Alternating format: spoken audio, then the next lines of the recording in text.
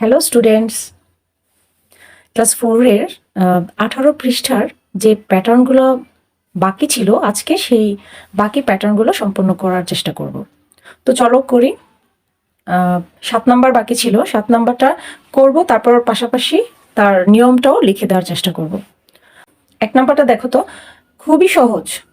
1 নাম্বারটা হচ্ছে প্রথমে দেওয়া আছে 104, 113, 122, 131, 140, তারপর খালি ঘর, তারপর আরেকটা খালি ঘর। তো দুইটা খালি ঘরে কি হবে? তো প্যাটার্নের নিয়ম তো আমরা আগেই জেনে গেছি। তো এখন আমাদেরকে দেখতে হবে এটা বেড়ে গেছে না কমছে।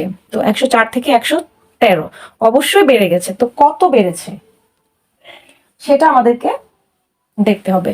তো দেখো তো, 9 করে বাড়লে 104 থেকে 9 বাড়লে 113 হয় কিনা।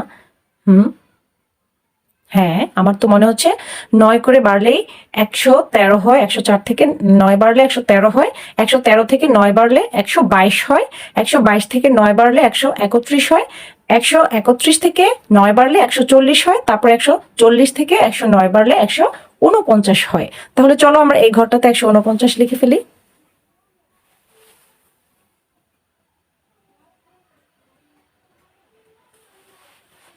ওকে, তাহলে 149 থেকে ঠিক সেম নিয়মেই 9 বাড়বে। কত হবে তাহলে? হ্যাঁ, 158।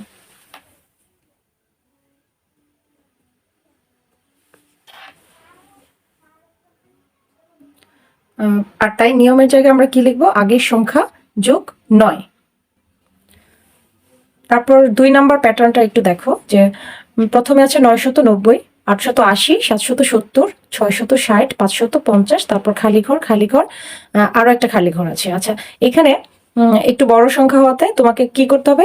দেখতে পাচ্ছ যে কমে যাচ্ছে, তাহলে কত কমছে সেটা আমি বিয়োগ করে দেখবো। 990 থেকে 880 যদি বিয়োগ করি তাহলেই কিন্তু বের হয়ে যায়। তো বিয়োগ করে দেখা গেল যে 110 করে কমেছে। হ্যাঁ, সবগুলো না দেখে তারপর একেবারে আমরা 550 থেকে 110 বিয়োগ দিই, দেখি কত হয়।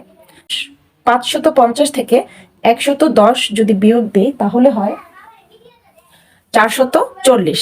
তাহলে চলো আমরা এখানে 440 আগে লিখি।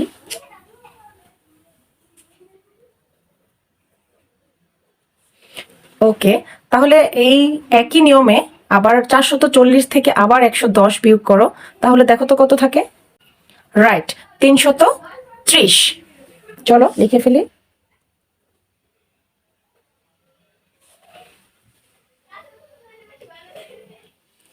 ঠিক সেম ভাবে 330 থেকে আবার আমরা 110 বিয়োগ করি, তাহলে কত থাকে দেখো তো। তাহলে থাকে হচ্ছে 220। এই তো সম্পূর্ণ হয়ে গেল আমাদের এই প্যাটার্নটিও। তাহলে নিয়মের জায়গায় আমরা লিখতে পারি যে আগের সংখ্যা বিয়োগ 110। চলো আমরা সেটাও লিখে ফেলি। এই যে লিখে দিলাম যে আগের সংখ্যা বিয়োগ 110। তারপরে 3 নম্বর যে প্যাটার্নটা খুবই সহজ, এটার নিয়ম কিন্তু বইয়ে লেখাই আছে, যে আগের সংখ্যা যোগ 9। তাহলে চলো করি। 0, 9, 9-এর পরে আরো 9 যোগ হবে 18, 3 নং 27। যদি 9-এর নামটাও পড়ি তাহলেও হয়ে যায়। তাহলে লিখে ফেলি ঝটপট। এই তো হয়ে গেল। এটা কিন্তু খুবই সহজ ছিল, তাই না? সবগুলোই আসলে সহজ। তারপর চলো আমরা 4 নাম্বারে যাই। 4 নাম্বারে প্রথমেই খালি ঘর। তো প্রথমে খালি ঘর থাকলে আমরা পরের দুটো নিয়ে চিন্তা করবো। তো 409 থেকে 399 কত কম? দেখা যাচ্ছে যে 10 কম। 399 থেকে 389 10 কম। ঠিক সেম ভাবে 10 কমে গেছে। তাইলে আমরা বুঝতেই পারছি যে 10 কমেছে। তাইলে আমরা 409 এর সাথে যদি আরো 10 যোগ করি তাহলে পেয়ে যাব প্রথম খালি ঘরের সেই সংখ্যাটি। তাহলে কত হবে? 419। চলো লিখে ফেলি। ওকে, তাহলে শেষের ঘরে প্রথমটা যেহেতু 10 বেড়েছে, শেষের ঘরে তাহলে 10 কমবে। 379 থেকে 10 কমলে হয় 369। চলো লিখে ফেলি।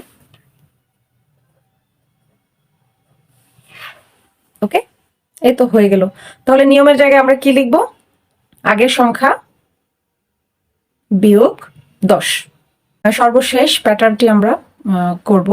প্রথমে দেয়া আছে 30, তারপরে খালি ঘর, তারপরে 24, তারপরে 21। তো 24 আর 21-এর মধ্যে আমরা দেখব যে কত কম। তো 24 থেকে 21 হচ্ছে 3 কম। তাহলে অবশ্যই আমাকে 3 নিয়ে চিন্তা করতে হবে। তাহলে মাঝখানে হবে 24 থেকে 3 বেশি, তাহলে কত হয়? 27। চলো লিখে ফেলি 27 এই ঘরে। আরেকটা সহজ বিষয় হচ্ছে, আমাকে এখানে কিন্তু শেষে 3, 6 আছে, তো বুঝতেই পারছি যে 3-এর নামটা যদি আমরা শুধু সিরিয়ালে লিখে যাই তাহলেই কিন্তু হয়ে যায়, তো আর এত কিছু চিন্তা করতে হয় না। তো চলো আমরা সেটাই করি। 3, 3, 3, 3 দুগুণে 6, 3 3 9, 3 4 12, 3 5 15, 3 6 18। দেখো খুব সুন্দরভাবে মিলে গেছে।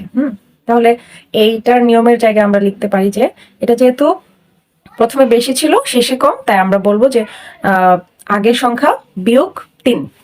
এই তো খুব সহজেই প্যাটার্নগুলো হয়ে গেল। এই প্যাটার্নগুলো নিয়ে না কোনো চিন্তাই করবা না তোমরা, প্যাটার্নগুলো খুবই সহজ, খুবই সহজ। শুধু প্র্যাকটিস করবা, because practice makes a man perfect. তো ভালো থাকো সবাই।